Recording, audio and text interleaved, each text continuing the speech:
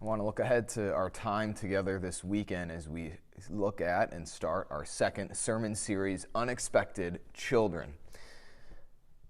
You know, I love stories. I've shared with you all about how the stories that we tell ourselves individually shape and form the way that we experience and live in the world.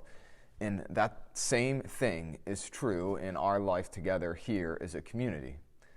The stories that we tell ourselves about where we've come from, where we have been, and where we are now, and where we are going shape the way that you and I live together. So what's one of your favorite stories to tell? Certainly one of mine is the way in which Emily and I, my wife and I, met when we were hiking the Appalachian Trail. It's just a fun story full of joy and love, and it always brings a smile to my face. One of the stories that I love to hear, though, are any stories that are with my friends and my family that make me laugh. What sort of stories do you like to hear? This weekend, we're going to hear a story of a guy that's in Scripture, but we don't know what his real name was. We don't even really know what he thought or what he said. But we're going to look at the way in which one of his encounters with Jesus might have changed the way that he looked at the world.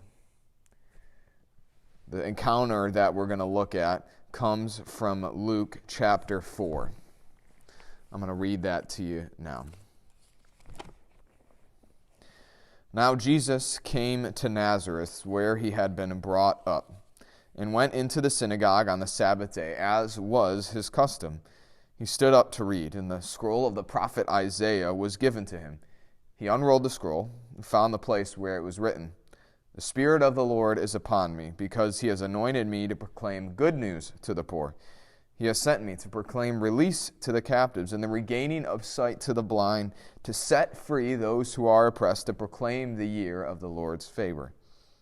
Then he rolled up the scroll, gave it back to the attendant, and sat down. The eyes of everyone in the synagogue were fixed on him. And then he began to tell them, "Today, the scripture has been fulfilled, even as you heard it being read." All were speaking well of him and were amazed at the gracious words coming out of his mouth. They said, "Isn't this Joseph's son?"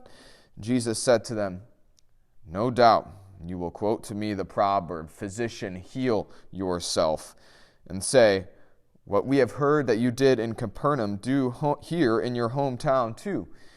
And he added, "I tell you the truth, no prophet is acceptable in his hometown. But in truth I tell you, there were many widows in Israel in Elijah's days, when the sky was shut up 3.5 years, and there was a great famine over all the land. Yet Elijah was sent to none of them, but only to a woman who was a widow at Zarephath in Sidon. And there were many lepers in Israel in the time of the prophet Elisha, yet none of them were cleansed except Naaman the Syrian." When they heard this, all the people in the synagogue were filled with rage. They got up, forced him out of the town, and brought him to the brow of the hill on which their town was built, so they could throw him down the cliff. But he passed through the crowd and went on his way. As you come to worship this weekend, I want to ask you a strange question. Think about this before you come. When's the last time you prayed for someone who irritates you, who annoys you, who maybe even has wronged you in the past, or who someone you just can't stand them? When's the last time you prayed for them? Jesus tells us in Matthew chapter 5 these words, "You have heard that it was said, 'Love your neighbor and hate your enemy.' But I say to you, love your enemy and pray for those who persecute you, so that you may be like your Father in heaven, since he causes the sun to rise on the evil and the good, and sends rain on the righteous and the unrighteous. For if you love those who love you, what reward do you have? Even the tax collectors do the same, don't they? And if you greet only your brothers, what more do you do? Even the Gentiles do the same, don't they? So then be perfect as your Father is perfect. There's some lofty words from Jesus, and I'm going to leave you with a cliffhanger.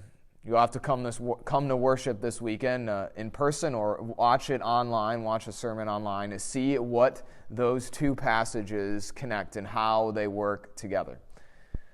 But let me bless you today, whatever you're doing, wherever God has placed you and whatever He is doing through you. The Lord bless you and keep you. The Lord make His face shine upon you and be gracious unto you. The Lord look upon you with His favor and give you His peace this day and always.